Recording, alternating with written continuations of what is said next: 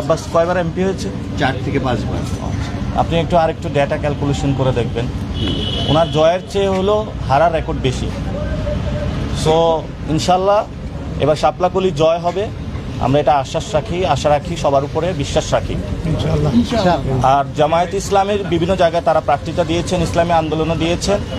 আমাদের আজকে প্রিলিমিনারি একটি মিটিং রয়েছে কেন্দ্রীয়ভাবে, আশা করি যে কালকে মনোনয়নের যে যাচাই বাছাই এটা কালকেও চলবে।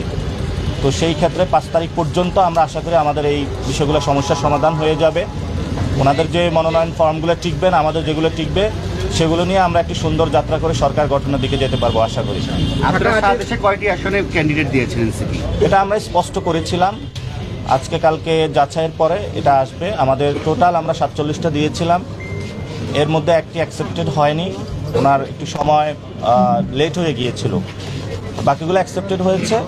কিন্তু যাচাই বাছাইয়ের পরে যখন রেজাল্ট আসবে তারপরে আমরা দেখতে পাবো যে টোটাল কয়টি হয়েছে। অর্থাৎ আমরা এখানে সংখ্যাটা বাড়ানোর চেষ্টা করি নাই, আমাদের কয়টি আসনে ইনশাল্লাহ আমরা জয় ছিনিয়ে নিয়ে আসতে পারবো সেটা চিন্তায় করে দিয়েছি। এবং জামায়াত ইসলামী আন্দোলন, এবি পার্টি এবং যে আমাদের জোটটা রয়েছে, মামুনুল হকের পার্টি রয়েছে, আমরা সবাই মিলে যাতে সরকার গঠন করতে পারি সেই প্রচেষ্টার অংশীজন হিসাবেই আমরা এই জোটে মনোনয়ন জমা দিয়েছি। এবং যে বিজয়ী আসন হিসাবে আমরা নিয়ে আসতে পারবো, সেখানেও হলো বিজয় আসন হিসাবে আমরা বেশি দেখেছি, আমরা সংখ্যা বাড়ানোর চেষ্টা করি নাই।